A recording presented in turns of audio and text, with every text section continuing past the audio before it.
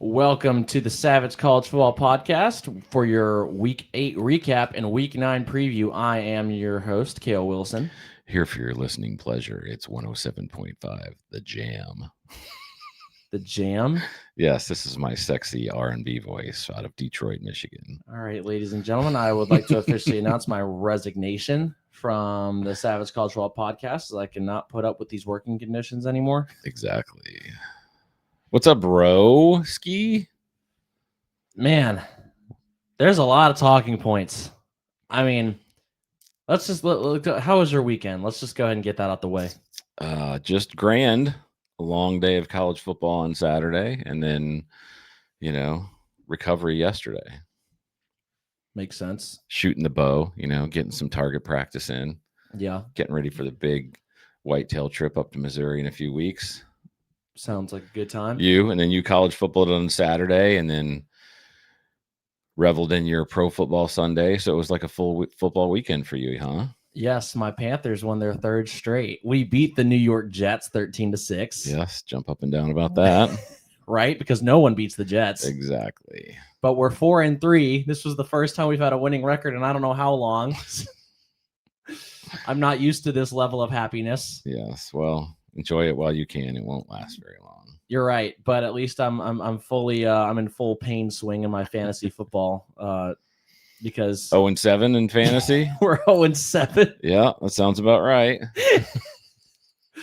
Last place in the league again. Yep, that sounds about right. I'm playing the second worst person in the league, so the worst person outside of me, and they still have 2 more players to play in the Monday night football games tonight, and I'm already down by 30 points. Well, no one can say that you're not consistent, Kale. So consistently bad, but consistent. All right. Anyways, let's go ahead and talk some college ball before we get into the. I have one question for you. Oh, okay.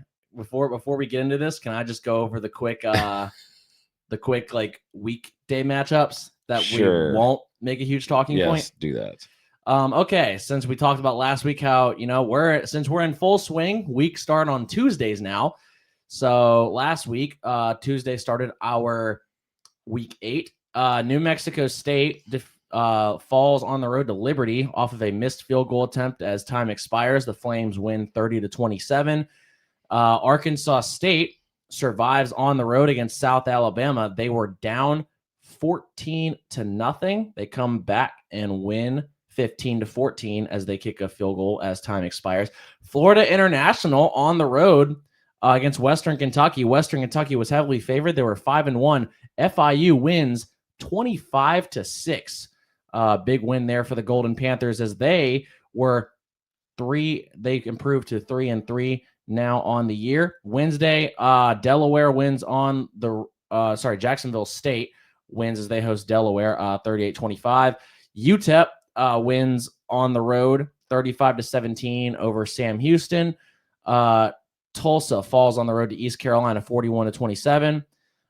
Utah State on Friday night wins a close one over San Jose State 30-25. Cal beats North Carolina 21-18. Not sure if you saw how that game went out, but North Carolina had the ball inside the Cal 20-yard line, and Gio Lopez, the quarterback for North Carolina, completed the pass to the tight end. At the 1-yard line, he fumbles. Cal recovers, and that's how they win. That sounds like North Carolina so far this year. So now, go Heels. Let's get to the talking points. I don't think that's what they were thinking when they hired Bill Belichick. Remember how we kind of talked? We didn't really talk too much about them, but how Nebraska kind of snuck back into the rankings. Yes, and they have snuck back out because Minnesota beats them for the 6th straight time and defeats them 24-6 in Minneapolis. Good times. We Nebraska fans were hoping that this is the year things finally change. Nope. Not so much. Not so fast, my friend. And for Nebraska. You thought that was bad. Oh boy. Let's what about the other ranked matchup for that Friday night? This was the question I was going to ask you. You've been asking me this question every week. Is TheU back? And what do I say every week? I'm not convinced yet. Right? Every week I'm not convinced. I said last week they might be, but I'm not sure. It seems like every time we get excited about them, they drop a game. Well, did they drop a game? the U is not back. They dropped a game. They dropped a game. They fall to Louisville. Number 2 Miami falls to unranked Louisville, 24-21. Carson Beck throws not 1, not 2, not 3, but 4 interceptions. 271 passing yards, but no touchdowns to show for it. 4 interceptions. Georgia fans are rubbing their hands together right now going, thank you very much for transferring. There's the Carson Beck that Georgia fans saw last year. Right. I think he got a little too full of himself the last few weeks. I mean, if you look at some of the stuff he was doing on the field, he was pretty darn proud of himself. He was showing like a fool. Now, I didn't get to really watch this game because, as people know, I do high school football coverage for 107.5 The Game, the sports radio station in South Carolina. So I go to a high school game every week, and I make it the Savage Cultural High School Showcase, live stream it, and I keep up with the scores, but I didn't get to watch it. So I didn't really get to see the highlights or anything about this game. I just saw that Louisville had won, but it didn't surprise me because Louisville the past few years has given Miami trouble. Before this game, Miami had a 10-game home win streak, but their last loss at home was in 2023 to who? Louisville. Last year, they were a top 10 team. On the road at Louisville, they only won by 7, 52-45. Louisville has always given Miami trouble. So I wasn't surprised by this whatsoever. But I wasn't expecting Louisville to win. I was just expecting it to be a close game. Well, Louisville's a good football team. I mean, I know they weren't ranked coming into this, but they look like they should be ranked, quite honestly. I thought they should have been ranked coming into this game. Miller Moss played really well. I did watch this game. He was 27-37, threw for 248 yards, 2 touchdowns, 0 interceptions. I think as a team, Louisville had, I'm trying to think if they had any turnovers. I don't think they had 1 fumble, so a lost fumble by Isaac Brown. But Louisville had another 119 yards rushing. And then if you look at the other side of the coin, this was really the thing, was right, Miami couldn't run the football, right? So this thing kind of got dumped in, and Carson Beck did not, I mean, he made some bad decisions. So, but they had to throw the ball pretty much the whole game because Miami had 63 yards rushing. Like Louisville shut them down on the ground. Miami's leading rusher was Mark Fletcher Jr. with 8 carries for 18 yards. Yeah. He had a touchdown, but still 18 yards is not bad. It's not good. And also, if you look at like the score really doesn't show, like, in my opinion, how much better Louisville played than Miami, because Miami got some like big yardage plays. Like their scores and their drives came from big chunk plays, right? So like Malachi Toney had 9 receptions for 130. He averaged 15 yards per reception. So it sounds like he played good. Yeah, I mean, CJ Daniels had averaged 11 yards per reception. Alex Ballman had a 14-yard catch. So it was like big chunk plays. Malachi Toney is a freaking stud, dude. Oh yeah, that guy's like one of the best receivers in the country. Like, he just makes stuff happen when the ball's in his hand. Yeah, but the turnovers were the game. If Beck hadn't thrown 4 picks, they kind of, if Beck had just thrown 2, they probably could have got out of there with a win. But Louisville played good, man. And when it counted, man, did you see the replay of the interception that ended that football game? I did not. You got to go back and look at it. I can't remember who it was, but the 4th pick was Miami was driving to try to end the game and win it at the end. And I don't know who it was. I don't have his name off the top of my head, but the interception was literally like on the end of his fingertips. Like, he lays out, fingertips it in. I'm pulling it up right now. Catches it as he rolls. Like, it is a sick pick. Great play. Oh, wow. Right? Yeah. That was the end of the game. That was the pick that ended it. Wow. Okay. Yeah. That was a, what is it that you'd say? Pretty good. That was pretty good. Pretty good right there, brother. So Miami goes down on Friday night to start the weekend. Big loss. What were they ranked? Number 2, right? When they lost that game. What are they ranked now? Let's see. Actually, let's save that for when we go. Yeah, we'll save that for your rankings. Yeah. So Miami loses going into the weekend. Nebraska loses going into the weekend. So both ranked teams that played on Friday lost. So Yikes. Saturday, a lot of good games on Saturday. I mean, Saturday, ABC's lineup on Saturday was insane. So before we do get into that, I want to ask you, Mm-hmm.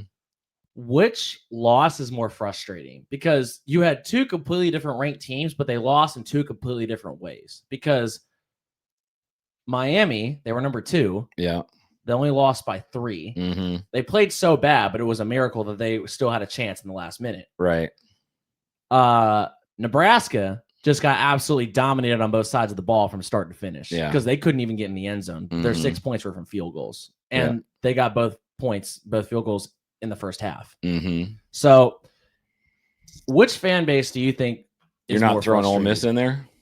I'm just talking about from the Friday games. Oh, for the Friday games? I think my guess would be Miami. I mean, Miami does this every year, right? Or not every year, but a lot of years, Miami starts out 4-0, 5-0, 6-0, kind of gives everybody hope that they're going to make a run at the big show, and then, kind of craps the bed. So the question is, will they bounce back from this and still be a really good football team that ends up in the college football playoff? Or will they crap the bed, and will this be the beginning of like a slide where they lose, 2 or 3 of their last 5 games? Yeah. And I don't know the answer to that question. So I would say the Miami fan base would probably be the most disappointed. Now, if you throw in the Saturday games and like talk about Ole Miss or Texas Tech or Tennessee, like there's a lot of teams that, lost on Saturday whose fan bases are very frustrated and disappointed right now. I want to let you guys know that if you are a top 10 opponent, or not a top 10 opponent, but a top 25 ranked team, or a fan of the Clemson Tigers and the South Carolina Gamecocks, you probably were crying watching your game if you came out with a loss. So if you're a South Carolina fan, you kind of honestly, like they played exactly like I thought they were going to play. Like I think everyone in South Carolina at this point knows this is not a very good football team on the offensive side of the ball. And I feel bad for their defense. Their defense is they've good. got a good defense. They just can't freaking hold up the whole game because their offense literally can't piss a drop. Well, they have one of the best quarterbacks in the country, and they cannot figure out how to move the ball. And it's not his fault. Like, he's literally running for his life. As soon as he takes the snap, he's running. Yeah. So it's bad for all the South Carolina Clemson fans and for the fans of a top 25 team that lost this weekend. You are probably crying watching your games, but I have some advice. Pray tell. I have some advice for you, but it's not from me. Who is this advice from, though? It is from the star of one of the greatest MTV shows ever, Beavis and Butthead. Oh, nice.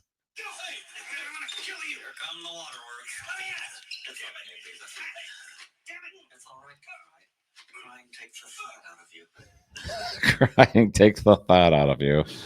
For all you top 25 fans, I will say that the Butthead is Butthead is extremely insightful. Just remember, guys, crying takes the thought out of you. Crying takes the thought out of you. So who do we talk about first from Saturday? Because there are a lot of talking points. I mean, I think you just start with the order it went in. The noon game, right, was Ole Miss. Or no, that was Ole Miss was 3:30. The noon game was who was the noon game? LSU. It was Vanderbilt. Good. Oh yes, let's start there. I mean, there were so many good games.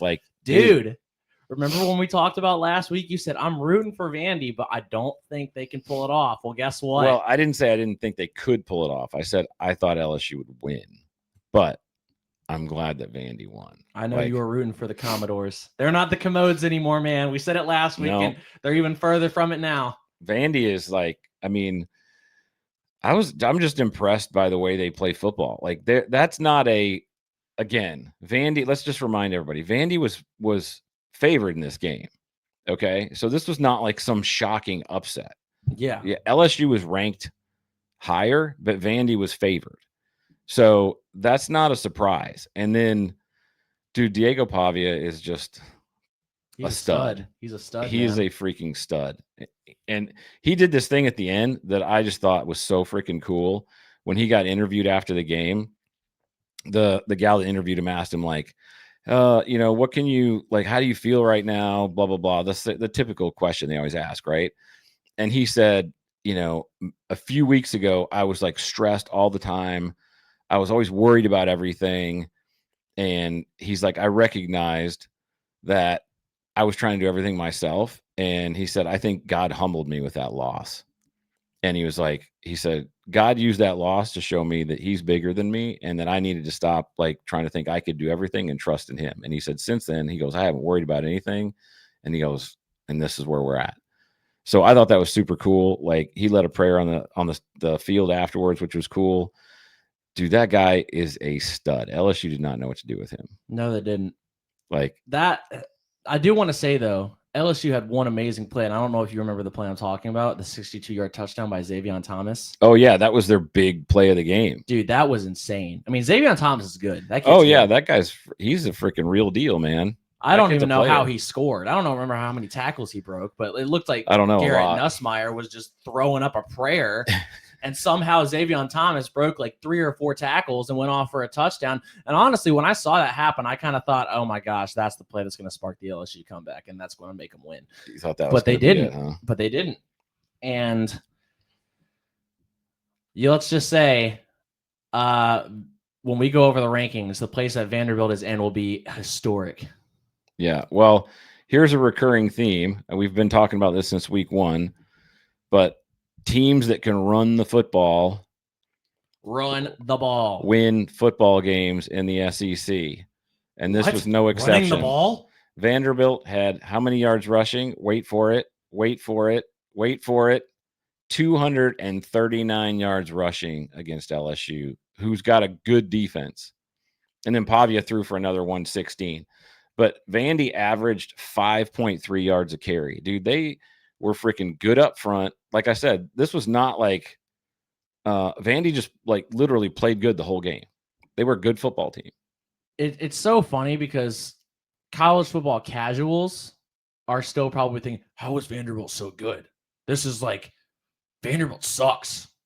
Like they probably still like casuals like probably still think this is the same Vanderbilt team from like the early 2020s and late 2010s that's gotten 2 or 3 wins a year, Yeah. Because no, it's not. No, clearly. Obviously, clearly not. I mean, listen, LSU didn't turn the ball over. No, they didn't. Nussmeier didn't throw a pick. They had no turnovers, no fumbles. Like they didn't make like some ridiculous mistake where, they gave Vandy the ball on the 30 and then threw a pick 6 on a different possession. Vandy earned every score. They moved the ball down the field and they played good enough on defense that they dominated LSU most of the game. Now, obviously the score is close, but it was a really good, and I know this doesn't sound right with LSU or with Vandy in the phraseology, but it was a heavyweight SEC fight. Dude, you know what? If you 3 or 4 years ago, so College Game Day this week is going to Missouri at Vandy. 3 years ago, this was like a bottom 3. That was a terrible attempt at a Bighorn. Or this was like a bottom 3 or bottom 4 matchup in the SEC like 3 years ago. Because Missouri, if they won this game, Missouri would get like 6 wins. They'd barely make a bowl game. Yeah. Vanderbilt would lose, and they would get maybe 3 wins all year. Right. Now, these 2 teams are in the top 4 in the SEC, or top 5. And, man, how the turns have tabled. How the turns have tabled? The tables have turned, you mean? The turns have tabled is like kind of like it's like a funny saying. Okay. Yeah, I mean, the tables have turned. The real question is, will Vandy be able to hang on to Clark Lee in the offseason? Dude, here's the thing. Clark Lee, he played at Vandy. So I think that gives Vanderbilt like an advantage. It definitely gives them an advantage. The question is when a Florida or, I don't know, pick another one. I mean, people have like Penn State or, after LSU lost, Brian Kelly was the number 2 trending on Twitter or on X. Like, I mean, some of the freaking posts on X were like, Holy cow. Dude, I watched the LSU press conference just hoping for another Brian Kelly breakdown. You didn't get one. He was professional. The worst thing he said was, yeah, he goes, I thought calling a timeout on that possession was the right call. Mhm. Or, Vanderbilt just executed better than us. And I was like, dang it, BK, why do you have to be so professional now? I think he knew what we know, right? And that's Vandy's a good football team. Oh, yeah. Like, he knew that was not going to be some like spanking, they're a good SEC football team. Dude, I can't imagine what the scene is like now in Nashville. Because remember, when Vandy was bad, they didn't have hardly any attendance to their games. Yeah, I know. I don't know. I didn't see what it was like, but I can imagine, though, that, like, since they're good, they probably get a solid, like, I know I've seen that Vandy fans, like, now start to pack out the stands. Is it full? Because I know Nashville's kind of a pro city. They've got almost they've got full. a hockey team and they got a football team, and so I think it's a little bit of a pro town, but it's still Tennessee. I think the fact that Vandy's good, it'll for sure be full this week. Oh yeah. Well, also, like, another thing you got to realize is, again, you kind of said how they're like pro town, but the Titans are pretty terrible. Yeah, that's so.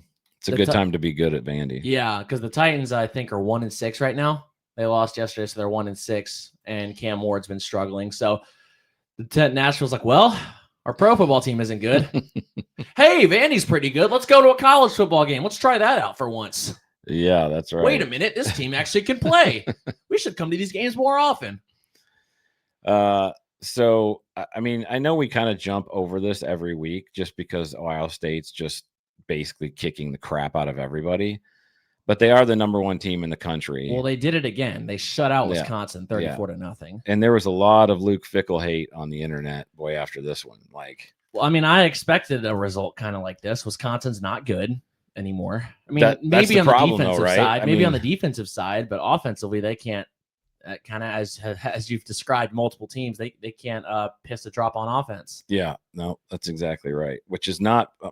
Wisconsin's always been a proud. They've never been a dominant, like a team that's going to win a national title, but they're always a team that wins 9 games a year, can run the crap out of the football, and can kind of beat you if you don't play well. And that's always kind of why you've been a little bit like, you're, again, not a fan, but you've always been like, yeah, like I kind of like Wisconsin. Yeah, I've always liked Wisconsin just because, like you said, I'm a fan of teams that are cool in the run game, and Wisconsin's been one of the few teams in the past that like they've had a great running back every year. They can line up. They're really good the way they run the football. They're a good zone team. They do stuff that I just kind of like personally like to see. Yeah. But not recently. Like they're bad. They were kind of like one of the teams that like still like played football like it was back in the 90s. Yeah, 80s. Still kind of a smash mouth Big Ten football team. They're just gonna try to run you in the ground. Yeah. Until the last year or two, they would do that. So Ohio State's just really good at football. Yeah. I don't know what else to say. Yeah, they are pretty good. Pretty good. They're Beavis. The Ole Miss Georgia game did not disappoint. The 3:30 tilt. Man, this was the SEC this weekend was crazy. Dude, how about Gunnar Stockton? That kid played good. This game I thought was super interesting. I was expecting this to be kind of defensive. It was the complete opposite. And up until the fourth quarter, like Trinidad and Chambliss looked like, holy cow. Like they were, Herb Street was talking about it, right? He was talking about like what an elite level he was playing at. How Georgia would get pressure on him. He'd just dip inside of it. He scored this one touchdown where he should have been sacked. Kiffin was changing the play constantly, and Chambliss was just putting dimes on folks. And then they got in the fourth quarter, and Georgia just freaking changed everything they were doing on defense. And he was so what's the right word? It was kind of like a deer in the headlights. Yeah, he just got so flustered because all of a sudden he wasn't getting the same thing he had been getting the whole game. And it was like 2 different football games. Yeah. Like the fourth quarter was Georgia just dominated the crap out of them, and they could not do anything offensively, which was the exact opposite of what they had done. Remember what the line was for this game coming in? Georgia was favored by 7.5. And they won by 8. Good teams win. Great teams cover. That's a good one. Good teams win. Great teams cover. Gunner was 26 for 31. 289 passing yards, four touches. 4 passing touchdowns. He and also then he had also a rushed rushing one. touchdown. Yeah. 5 touchdowns overall and no turnovers.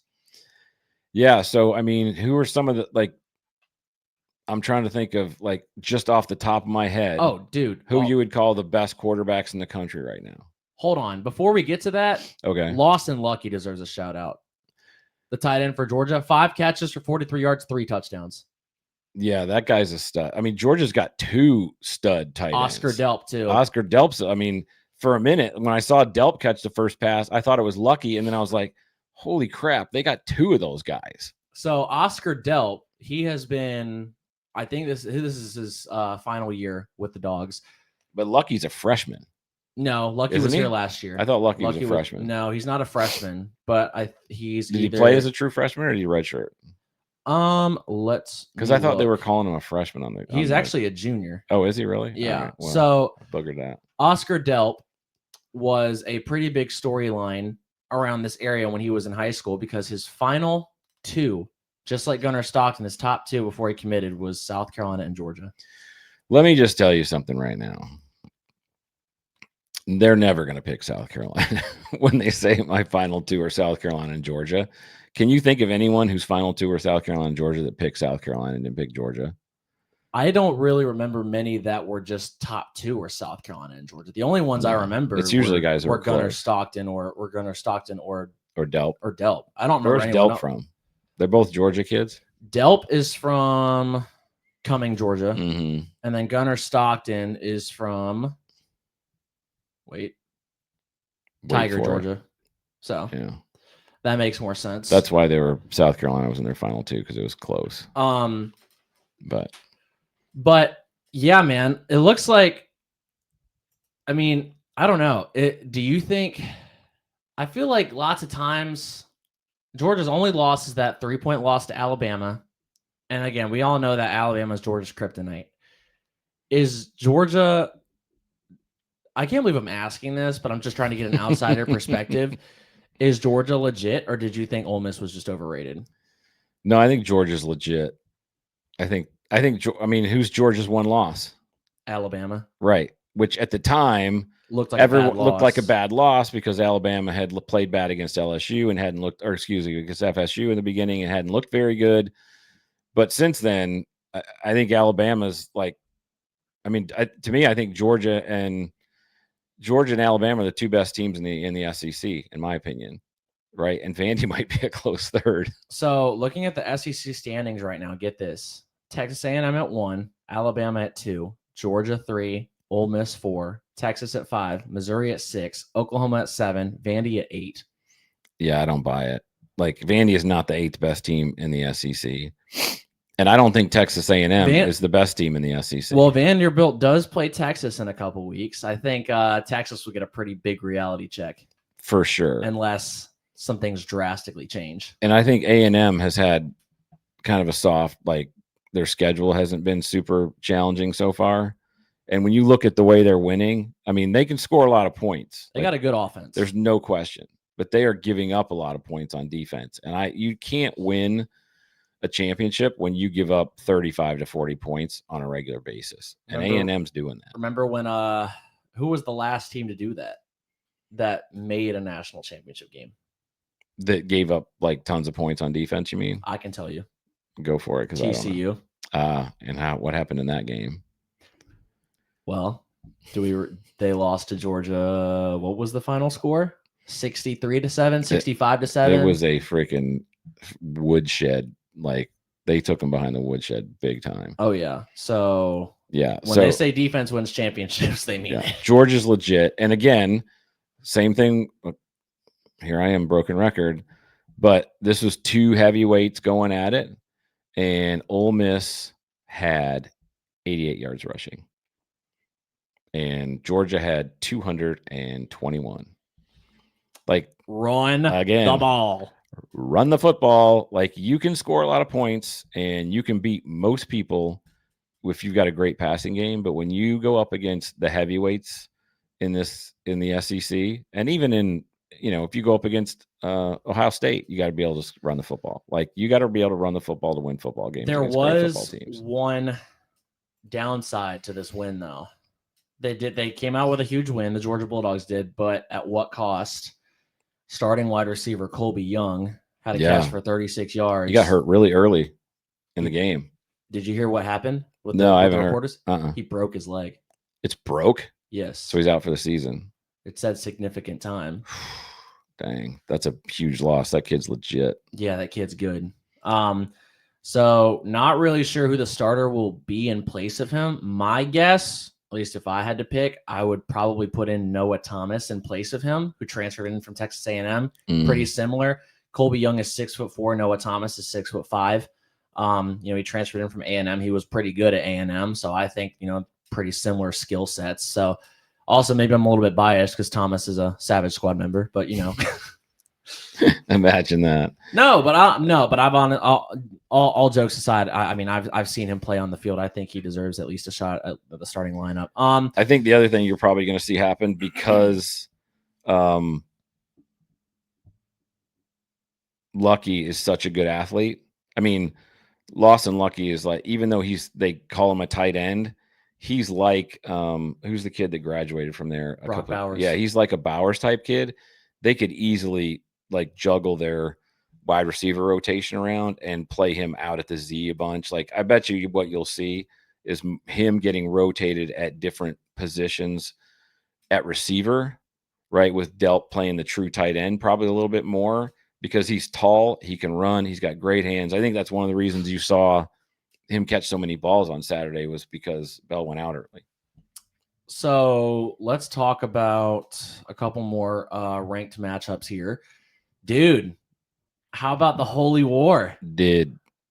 Did you see that? The Holy War? The Holy War was a good one. BYU comes out on top. I think this is the Cougars' third straight win over Utah. 7-0. Ranked 15. Well, they were ranked 15 in the country. 15th. I think they moved up. But don't want to spoil. Don't want to spoil it. Yeah, BYU got one, 24-21. It was a good game. The Holy War is always a good game, though. I didn't watch it. I watched the highlights of it last night. I watched some highlights on it, but I did not view the game itself. That's a game that's kind of on my bucket list, because I feel like you want to go to that game. Yeah. Where do you want to go to it? Do you want to see it at BYU or at Utah? I think I want probably I want to see it at BYU, because you've been to BYU before, and like the scenery is amazing. It's super cool with the mountains in the background behind the stadium. It's a pretty cool pretty cool setting. Yeah. Also, another thing that I think that's really cool, and I wish more teams would do this. If you said you watched the highlights, right? Mm-hmm. I thought it was really cool how they did like a color rush matchup. You know what I'm talking about? Like how BYU was in all blue, and then even though Utah was on the road, they were all red. Mm-hmm. I wish more teams would do that. It looked a little bit like a Slurpee. Yeah. Like, it'd be really cool if like that, like if that was a thing. Yeah. I mean, obviously, like if teams are like kind of similar in color, then that's then that's different. Like, I'm not saying that. But if they're that bright and it's like that big, like they're that contrasted, do it a little bit more. Yeah, like when South Carolina plays Clemson, like if South Carolina wore like all garnet or all and then if like or black and orange, something like that, or like if Texas played Texas A&M, like Texas wears their burnt orange and Texas A&M wears their maroon. Like, I feel like that'd be kind of a cool. I don't know. I just feel like that'd be kind of cool. I feel like it'd bring more hype to it or something. It's pretty cool. That's pretty cool, baby. But yeah, BYU moves to 7-0, 4-0 in the Big 12. The Cougs look pretty good, man. I mean, the Cougs, the Cougars growing up, they were always a pretty good team, but they were never good to this measurement. Like, this is kind of bringing back times when they were really, really good. What was it, the 80s or the 90s? Yeah, the 90s, late 80s, 90s, they were really good. But I mean, it's the thing with BYU, and even like their schedule is not, I mean, they're not playing the same kind of people, right? They beat Portland State, Stanford, East Carolina, Colorado, West Virginia, Arizona, and then Utah. So out of all those teams, and I don't know if any of them were ranked. Maybe Colorado was ranked at the time they beat them, but right now the only team that they beat and ranked is Utah. So they do have a couple games coming up, though, if you look at their schedule, that are difficult. I mean, they're at Iowa State. Iowa State was ranked, by the way. Iowa State kind of does this every year. They start out strong. They lose a couple games, but they're still a solid football team. Yeah. Then they're at Texas Tech. They host TCU. TCU's not bad either. Then they're at Cincinnati, and they host UCF. So their next 4 games are against pretty solid teams. So that will give us more of a trajectory and more of like a proper. We shall see. And then let's Take see your here. pick. Yeah. Alabama, Tennessee, Mhm. the 3rd Saturday in October. I'm not really surprised by the outcome. No, I wasn't either. Tennessee does not normally play good when it's at Alabama. Yeah, and I think Tennessee is, they're a good football team. I don't think they're an elite football team. Tennessee could get in like the 12th or 11th spot in the playoff, but they won't get any higher than that, in my opinion, this year. No, I don't think so either. I mean, they can score points, but they're an average football team on defense. Yeah. So that's going to keep them. Did you see that 99-yard pick six, though, that Alabama had? Oh, dude. That was crazy. As time expired in the half, too. Wasn't there 2 teams that had that happen this past weekend? 2 like 99-yarders? Are you could be thinking of Notre Dame's 100-yard return.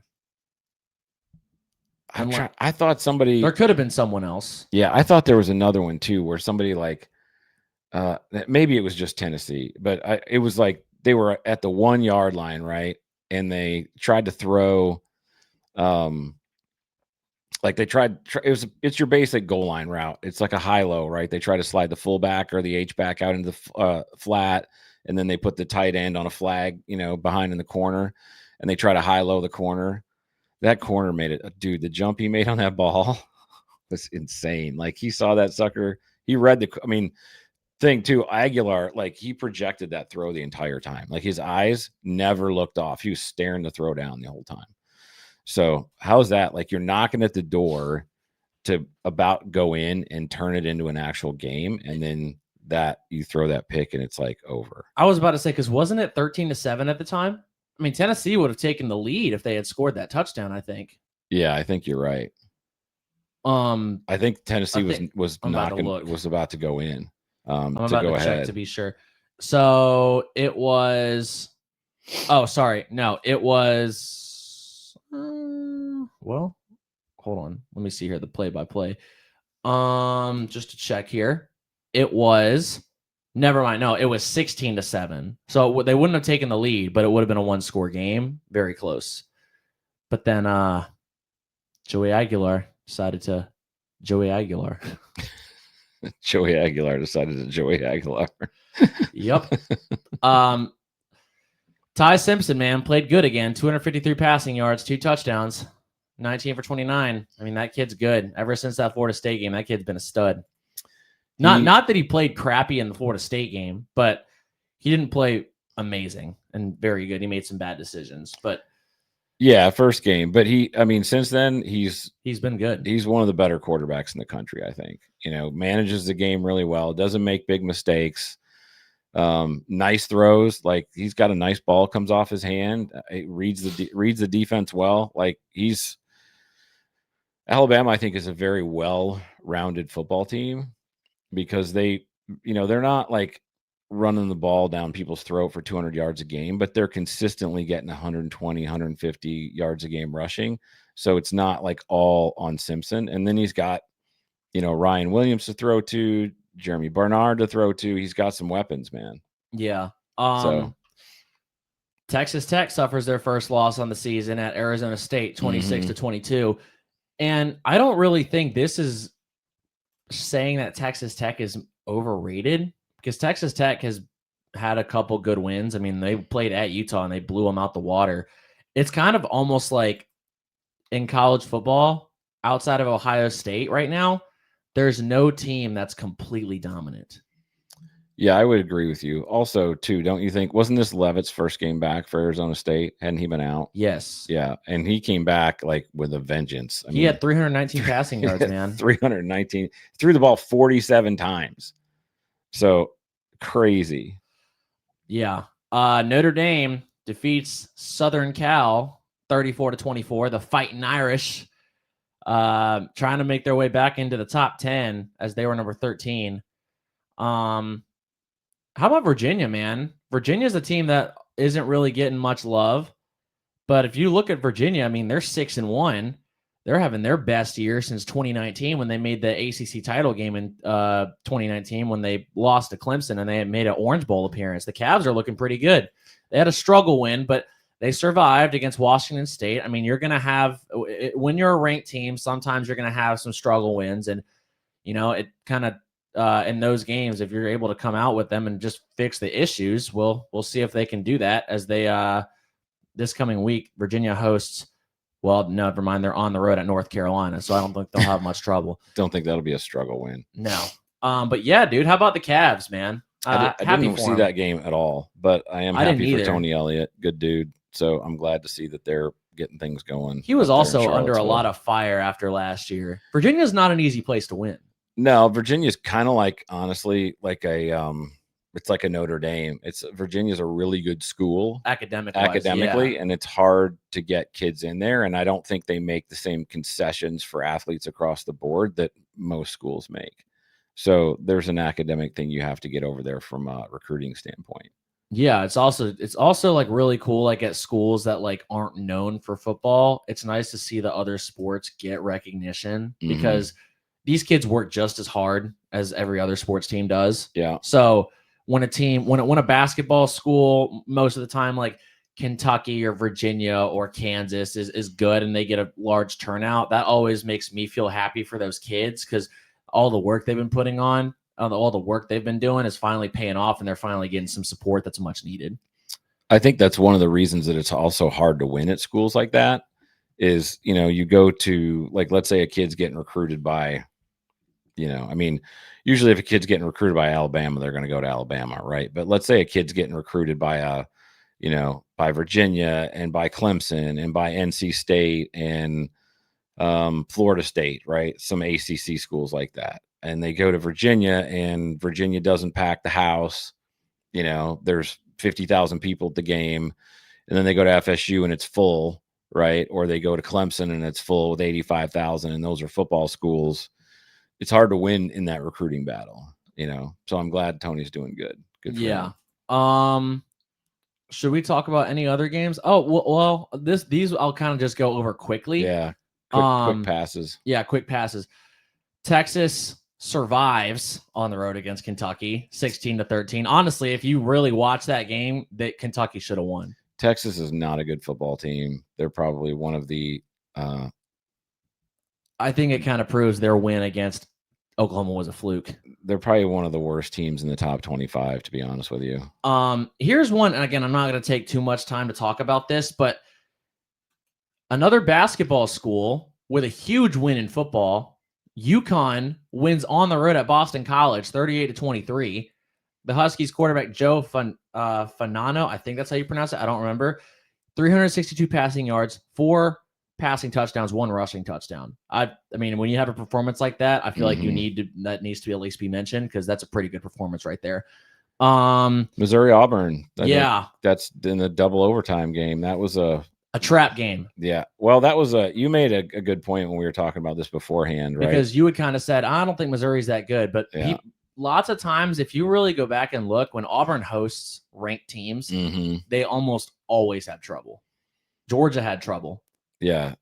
Auburn's a tough place to play. You're right. I mean, there's a lot of teams that have gone in there that have been ranked really high that have come out of Auburn with a loss historically. Yeah. Right. Just in the past, like it's a hard place to win. I mean, Texas A&M, it happened to them last year and they lost in 2 overtimes and they were ranked number 15, I think. And Hugh Freeze is a good football coach, right? I think honestly, I think Auburn's going to be a good program again. He's got to get the quarterback thing answered and get some people like used to his system. But, Jordan Arnold's an average quarterback, And so, but Jackson Arnold, Jordan Arnold, Jay Arnold.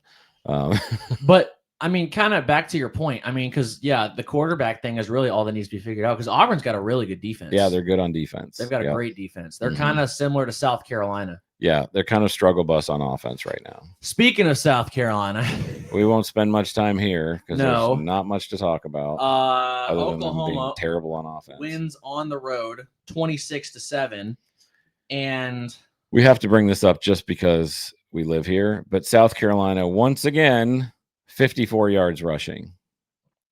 Yeah, I mean, their leading rusher had 50 yards. Faison. Matt Fuller got 5 carries for -3 yards, who we were pumping up last week. But it's not. I don't think that was much of his fault. I mean, it's just they're not good up front. They're bad up front. Lenore Sellers, who's one of the potentially could be one of the best quarterbacks in the country, just spends the entire day running for his life. They already weren't very good up front, but then they lost 3 starters. I mean, they've been losing guys up front the whole year. I know. Like, they've kind of been like playing musical chairs on the offensive line. You know what would really help this South Carolina offensive line? Okay. Weight gain 4,000. I actually was thinking that earlier today. Was like, we should get Carolina's offensive line on weight gain 4,000. Maybe you could explain to people what weight gain 4,000 is. For those that don't know what weight gain 4,000 is, if you've watched South Park, you basically, I don't really know how to explain it, except it just distributes into the bloodstream. And, it could cause irreversible damage to the kidneys and liver. But, you want to win football games. So you gotta make sacrifices to win. But we got to get these South Carolina players some weight gain 4,000 if they want to do better at blocking. Agreed. And if you're not sold on weight gain 4,000, let Eric Cartman help you get sold on it. Here's the pitch. Okay, Eric, I'll get you some at the store tomorrow.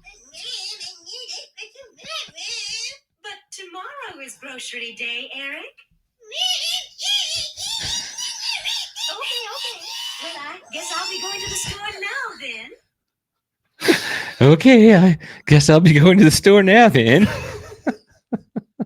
Maybe we could get Eric Cartman on the offensive line. You think that would help at all? It's definitely a possibility. Oh my gosh. That kid's definitely not easy to move. That's classic. Okay, so is it before we go? Should I for the new rundown? The new ranking rundown. Should I play the press conference from Shane Beamer real quick? Do you have it queued up? I can. Yeah. Let me just run it real quick. For those that don't know, South Carolina's had these same issues for a long time now through this year. There's internally, or not internally, but among the South Carolina faithful, last year, who was the offensive coordinator last year? Dowell Loggins. And he went to App State as the head coach? As the head coach. Right. He did okay. No, he did. I mean, they were pretty good on offense last year, and they figured out how to use Sellers. I mean, going into the season, everyone was pretty much like, hey, Lenore Sellers is one of the best quarterbacks in the country. South Carolina won, 9 games last year? And they won 9 games. Things were very hopeful going into the season. The only really bad game they had was that one game against Ole Miss last year. Yeah. But outside of that, they played well, even on their losses. Did okay losses. on the offensive side of the ball. Yeah, and it was the first time in a long time that they had figured out how to run the football, and they were balanced. They did a good job getting the ball to the tight ends. Loggins left, took the head coaching job at App. So who does Shane Beamer hire at offensive coordinator? Mike Shula. And the biggest issue that Shane Beamer has that I've realized, and this is something you don't want to do in the football world, you don't hire friends to coach for you. Is he buddies with Shula? Is that a thing? I'm pretty sure he is. Yeah. Like, I know he was friends with Lonnie Teasley. I know that. Mm-hmm. And I feel like, I think me and you can both agree. I think it's time for Shula to go. I mean, they're not good on offense. They're actually way worse than not good. They're bad on offense. Terrible. They're terrible on offense. They can't run the football to save their life. They did not do a great job in, one of the things that helped them on the running game last year was they got Rocket Sanders in the portal from Arkansas. They also had a completely different receiver core. And he helped them a ton. They did not do a great job. I mean, I think they thought Faison was going to be the guy, but he's not. Like, he's okay. And again, they're struggling up front big time. But I think there's just, as I watch them, there's a lot more ways that you could use Sellers to put some stress on the defense. And guess what? If you can't protect, then what do you have to do? You got to have a really good screen game, right? You got to be able to get the ball out in three-step drops. Like, there's things that you can do when you're not protecting very well, and I just don't see them doing those things. If you saw one of the play calls that they made, it was 3rd down and 26. They wanted the quarterback draw. Yeah, well, he's like, okay, we know we can't protect, right? So he's like, maybe I'll just pop a draw out People here. in the stands started chanting "Fire Shula" when that happened. I actually don't think that's a terrible call, because if you're the coordinator and you know you can't protect your quarterback, and it's 3rd and 26, which you know those guys are going to have their ears pinned back rushing the quarterback, you might be able to pop a draw out of there.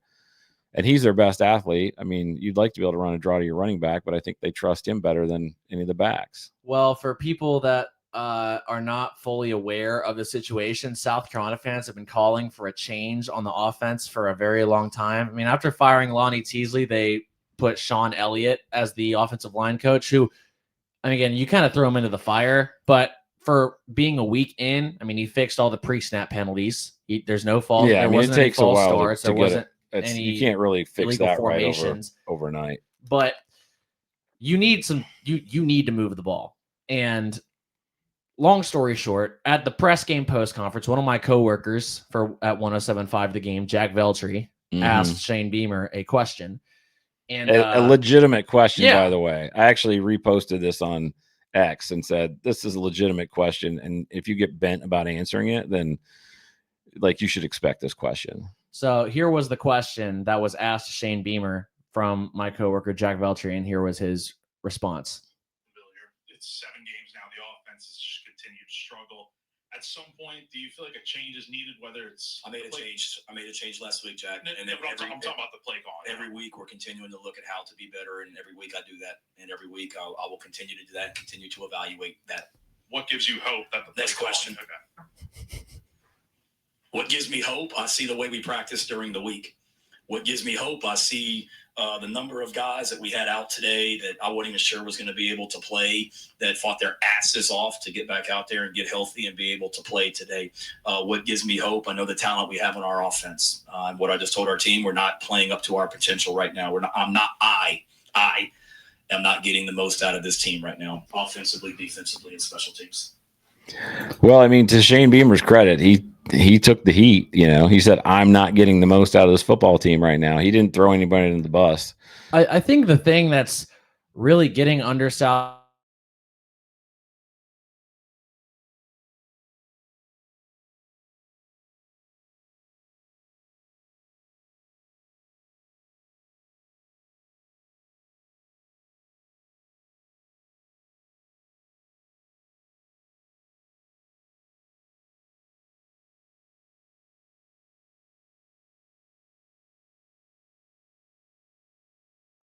I've been coaching for 20 something years or almost 20 something years. And, I got a lot left in me still. And, it was just kind of like two completely different responses.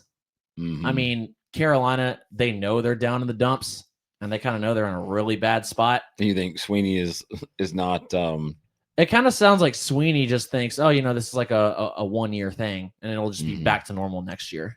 Well, I think that's part of some of the Clemson fans like concern is that's kind of been the way he's been the last few years. They went from winning national championships to making the playoffs, but not winning, to then not making the playoffs and winning like 8 or 9 games.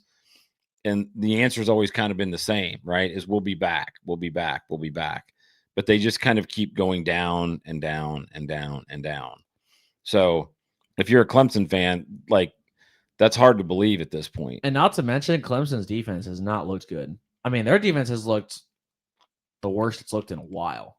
I mean, they looked good against Boston College and North Carolina, but North Carolina is terrible. And again, Boston College just gave up 38 points to UConn. No disrespect to them, but still, Right. I mean, you're a Power 4 team. You shouldn't be giving up nearly 40 points to UConn. So, yeah, I mean, South Carolina being bad is not a new situation, right? They're up and down and up and down and up and down. They've gone through a lot of different coaches. I was about to say, and also under Shane Beamer, they've been so inconsistent. I mean, if you go over his tenure, his first year they were 7-6. Next year they went 8-5. Next year they went 5-7. Next year they went 9-4. This year they're 3-4. I mean, you're not getting a consistent product here. Yeah. Well, I think one of the biggest things, that the challenging thing right now that every team faces, and this is one of those things that is differentiating the teams that are really, really good from the teams that kind of go up and down, is a strategy around the portal every year, and recognizing that it's not the way it used to be, and that you're having to bring, like, even the best programs are bringing kids in and out. You know, they're losing kids. They know they're going to lose kids. They got to bring other kids in. So, like, it's an entirely different skill set as a coaching staff to be able to assimilate all these brand new kids every year and try to create a cohesive unit. You know, it used to be you'd plug a few guys in from junior college or whatever. Now it's like you could potentially have 20, new guys, and 10 of them could be starters every year. And so you're trying to create a cohesive, football team. And I think that's one of the reasons why you see so much parity in college football right now. And if that's not bad enough, for those that did not know, South Carolina commit Jamel House, who is a tight end, number 19 tight end in 2026, who plays at Newberry High School just down the road from here. I think that's about 45 minutes or an hour away from South Carolina's Columbia. He decommitted yesterday, and he had been committed to the Gamecocks since October of 2024. It's hard to keep commits when you're not very good. So I think we're good to move on. Oh, yeah, the last thing I wanted to say, this week's top 25. Yeah. If you had told me at this time of the year that Coastal Carolina would be the best FBS team in South Carolina at the moment, I would have thought you were crazy. Coastal Carolina is the only FBS team with a winning record. They're coming off a 45-37 road win over App State. Dowell Loggins, he's been doing pretty good too, but that was a big win for the Chanticleers, and they're 4-3, while South Carolina and Clemson are sitting at 3-4. So Dirty Myrtle's got some dark magic in it. Dirty Myrtle. All right, let's go to the top 25. Should we go from 25 to 1 or 1 to 25? 25 to 1. Okay. Normal. At 25, Michigan makes their way back into the rankings after a pretty impressive 24-7 win over Washington. I don't know if you saw any of that, but they actually looked pretty good, especially on the defensive side of the ball. Number 24, Arizona State back into the rankings. At number 23, we've got Illinois, who, despite off of a bye week, makes their way back in the rankings off of the craziness that happened in the top 25. 22 is Texas after a struggle win at Kentucky. They fall a spot. Cincinnati moves up to number 21 after a blowout 49-17 win at Oklahoma State. At number 20, we've got LSU falling from 20 to 10 after a loss on the road to Vanderbilt. Number 19, Louisville. I think that's way overdue that they're in the top 25 after a big win over Miami. Yep. USF puts on a big-time win against FAU. They come in at number 18 with a moving up one spot. Tennessee falls 6 spots to number 17 after losing to Alabama on the road. Virginia moves up 2 spots after a struggle win over Washington State. Virginia is actually, now that I look at it, Virginia is bowl eligible for the first time since 2019. This is one of those ones too that, like, when you look at the rankings and you just kind of go, okay, Tennessee's being penalized because they lost. Virginia's being, promoted because they won. But does anyone in the free world think that if Tennessee played Virginia, Tennessee wouldn't win? They're ranked below. You know what I'm saying? No. Like, it's kind of like, this is part of the game when it comes to rankings. I mean, upsets happen, but still. Yeah, but, I don't think so. Missouri makes their way into the top 15. Texas Tech drops to 14 after falling on the road to Arizona State. Oklahoma moves up 1 spot to 13. Notre Dame is at number 12. after a win over Southern Cal. BYU moves up 4 spots to number 11 after a Holy War victory over Utah. Hey, guess what? There's a name I haven't called, and we're in the top 10. Vanderbilt.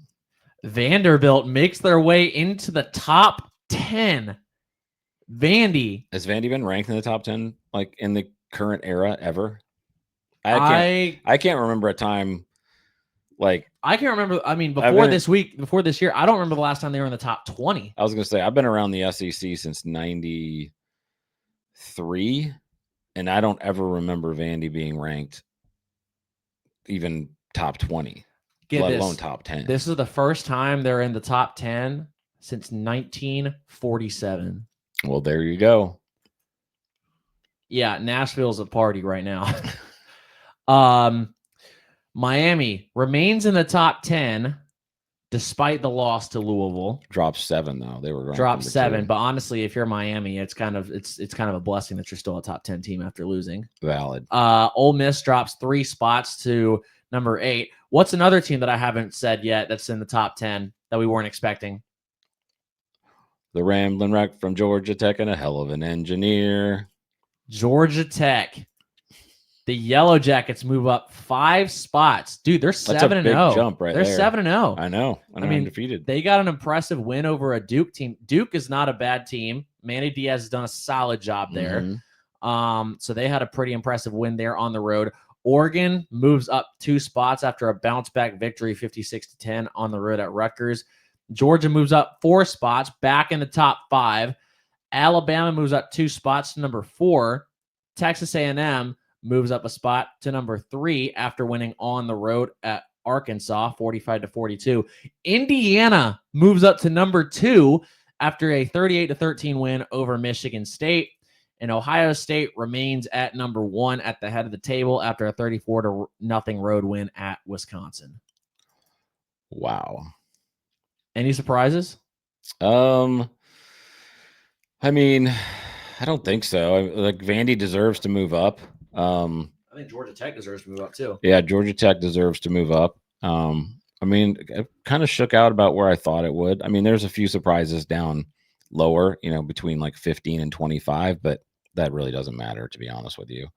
You could scramble those up and kind of do what you want with them. Yeah. So let's go ahead and talk about some of the marquee games for the week. Week 9 matchups. I'm just going to go through the week matchups real fast before we talk about the big ones. Again, Week 9 starts on Tuesday, October 21st. Kennesaw State at FIU at 7 o'clock on Tuesday, October 21st. Tickets as low as $8 if you're looking for a bargain and you have nothing better to do on a Tuesday night. Go to that. Western Kentucky at Louisiana Tech. That game has some interesting implications because Louisiana Tech is 4-2, Western Kentucky is 5-2. So both teams trying to get to a bowl game. Western Kentucky wins, they'll be bowl eligible. Louisiana Tech wins, they only have to get one more win. Wednesday, October 22nd, Middle Tennessee at Delaware, Missouri State at New Mexico State. Thursday, October 23rd, South Alabama at Georgia State. Friday, October 24th, North Texas at Charlotte, Cal at Virginia Tech, Boise State at Nevada. And then Saturday, October 25th, the big noon kickoff game is Indiana hosting UCLA. Now, I'm expecting UCLA to not win this game, but UCLA's looked good the past few weeks. Yeah, since they, made a change at the head coaching position, they look significantly better. Neuheisel's kid, I can't remember his first name, is the one calling the plays for UCLA. They look a lot better on offense. So I agree with you. I don't expect them to win, but I expect them to play better than probably Indiana would have thought at the beginning of the season. So there's not like a ton of huge games this week. There's a few, but it's not like it was last week where it was just like tilt after tilt. If you are a betting man, that's the last thing I'm going to say about this game.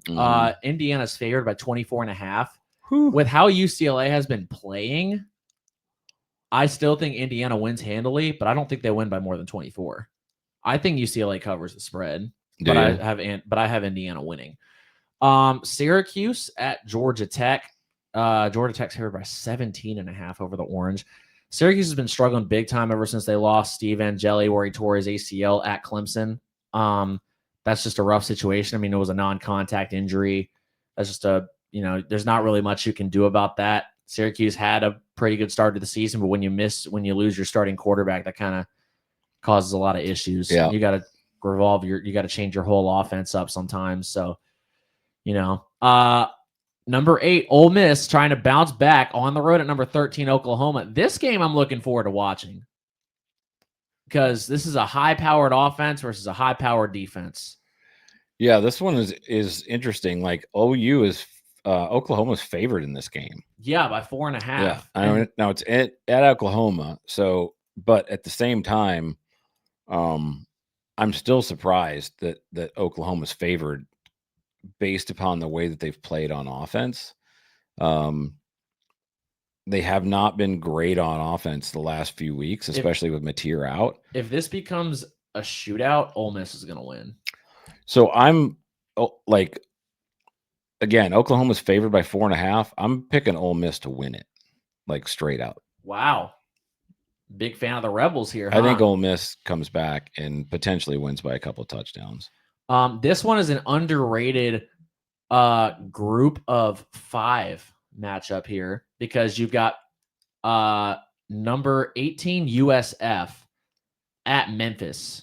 And Memphis is always a good group of 5 team. They just suffered their first loss last week in an upset to UAB. USF only has 1 loss. That's to Miami, who's a top 10 team.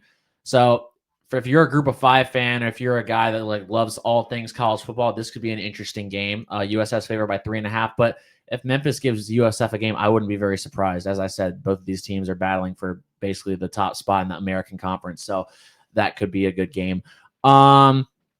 Let's see here. How about this? A rivalry game. Again, not really national implications, but Kansas State at Kansas. Kansas is favored by 3.5. Kansas State not having the year they want. They had a really bad start. They are 3-4. And then Kansas is currently sitting at a 4-3 record. Kansas has not beaten K-State in over 15 years. 2 teams that I've literally not heard mentioned one time the entire year. You haven't been watching much college football then? Well, I watch what I watch. Wow. Okay. Well, go Jayhawks. Let's see. This one seems like kind of a battle for trying not to come last in the SEC. Auburn at Arkansas.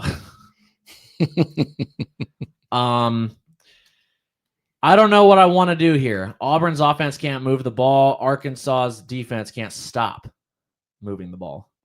Can't stop the ball from being moved. So that's an interesting one. One thing we haven't talked about? What? Florida. Oh, yeah. How did we miss that? Dude. And I don't really understand that.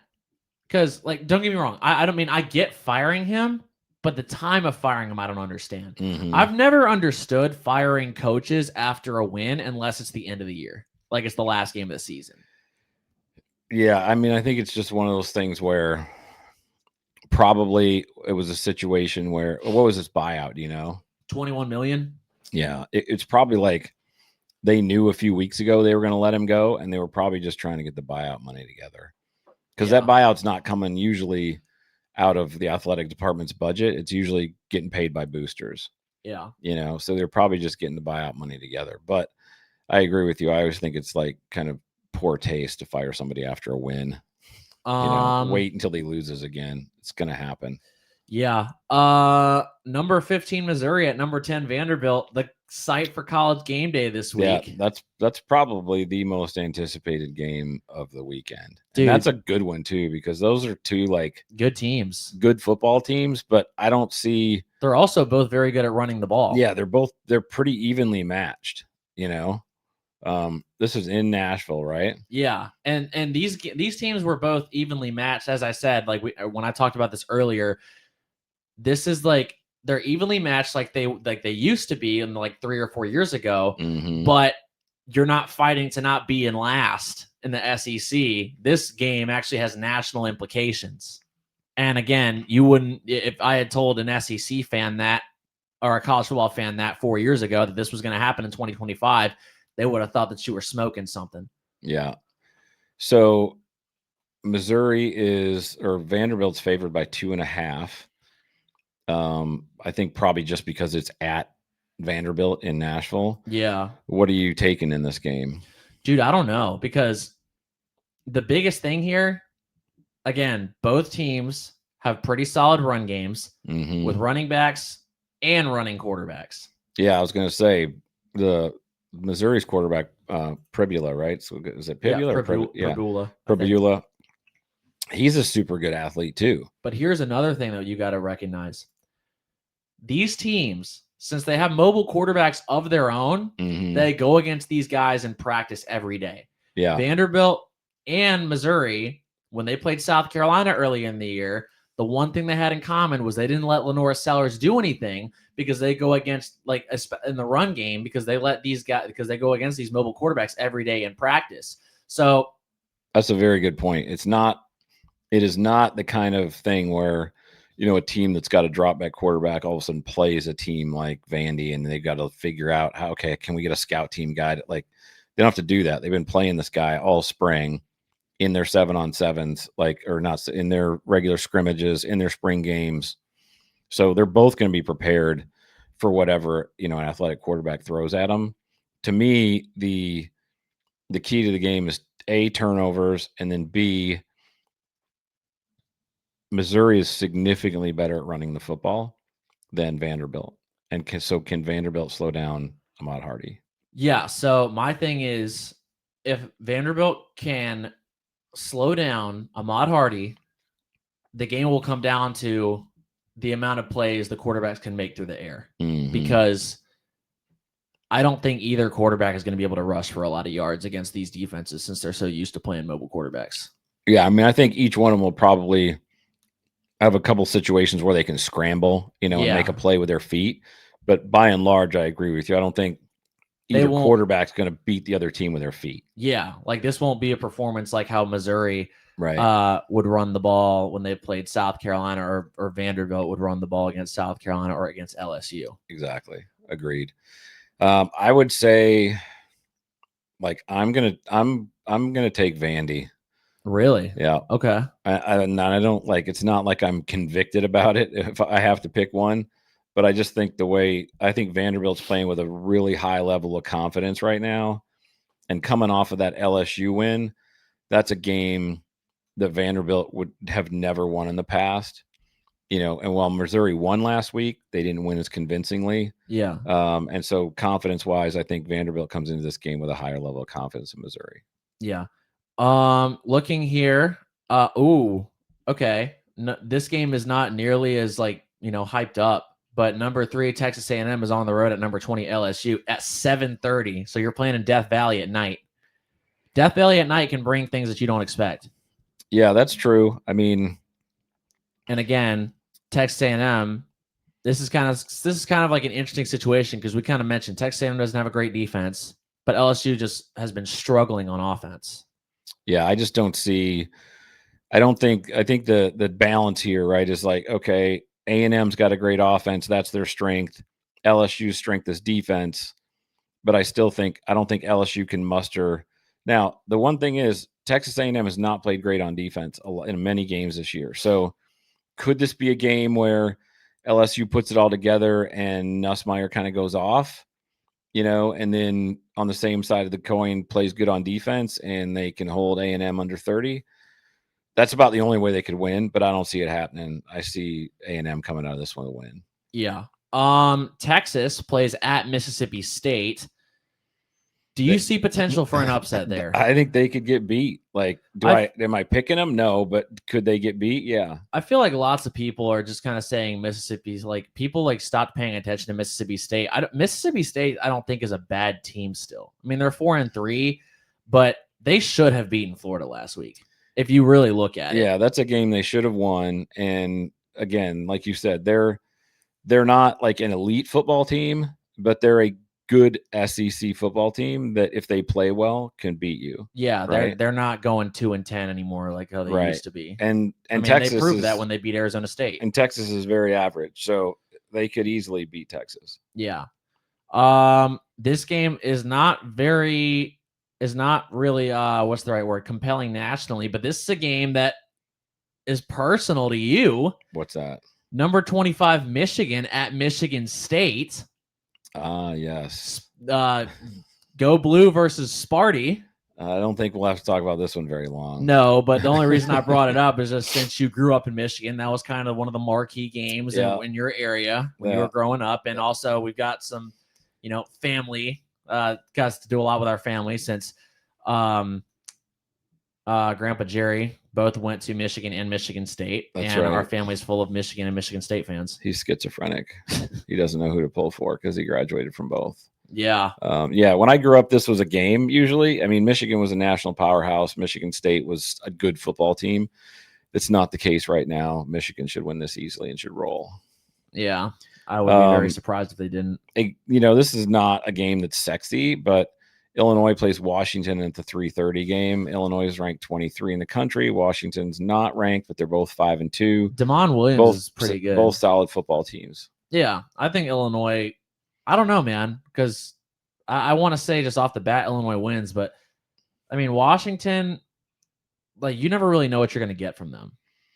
Yeah, I mean, I personally, I think if I were going to pick this, it's in Husky Stadium, so I'd be picking Washington on this. And Illinois got to travel all the way across the country.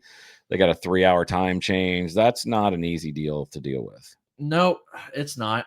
That was probably Ohio State's toughest game that they had. Yeah, I think that's part of it too, is the time change. It's difficult. And then outside of that, the only really other game that kind of really sticks out to me is BYU at Iowa State, because BYU, again, 7-0, but Iowa State before they could get tripped up. Iowa State's favored by 2.5.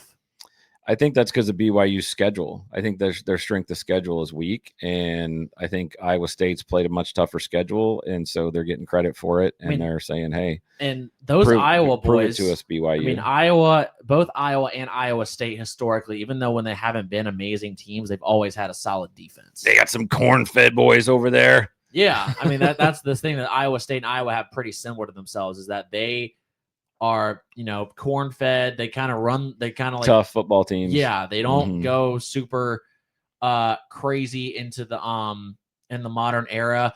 And also, this is a game I just wanted to bring up because this is this isn't going to get much national attention, but this was the last one I was going to bring up. At noon on Fox Sports 1, Nebraska at 5-2 hosts Northwestern, who's 5-2.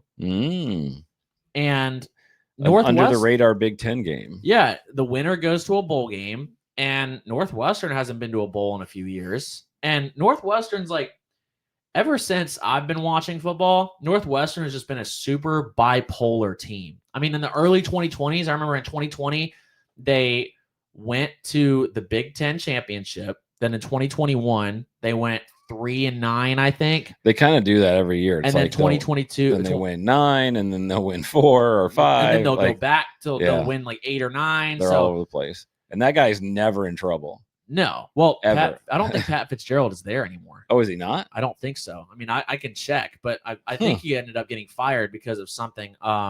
Oh, that's right. There was some kind of controversy there, wasn't there? Yeah, it was I think it was a sexual assault thing or a sexual harassment thing. That's right. He got fired in 23.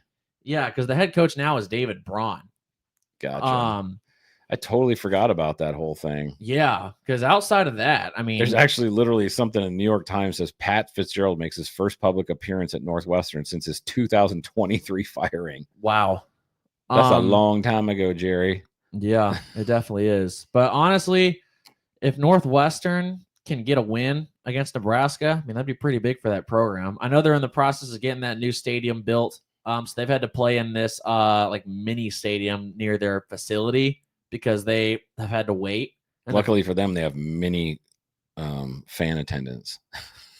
I haven't really paid much attention. Last time I remember, their old stadium used to get a solid amount of attendance, and that held like 45 or 50,000. But also, We're in the SEC, dude. 45,000 is not solid attendance. well, what are you expecting them to just stand room only? I'm just saying they would sell out their stadium for the seats they had. Also, they're right outside Chicago, so That's valid. It's pro sports town. yeah. So, all right. Well, that's kind of the preview for the weekend. Like I said, it's not the same weekend we had last weekend, but there's some good games. And Will you be watching any of them? I'm definitely watching that Vandy Missouri game. That's the one that I kind of have my eye on. Okay, Mhm. gotcha. Anything other than that's intriguing to you this weekend that you're looking forward to? The other one that I'm interested in is the Oklahoma Ole Miss game. I want Yeah, to see if Ole Miss can bounce back. yeah, that one will be pretty good. I'm interested to see how Tennessee bounces back on the road at Kentucky. I feel like I think Tennessee wins, but I feel like lots of times, again, Kentucky's another team that can't move the ball on offense, but their Mhm. defense is decent. Yeah. They've got a good defense, and I'm wondering how much longer Mark Stoops has in Lexington before the cord is cut. I don't think he's got much time. No. I think he's used most of his gravitas up. Yeah. So, all right, brother. Well, good week. Looking forward to it. We'll be back next week to recap. Yep. You guys have a good college football week. Enjoy the weekend.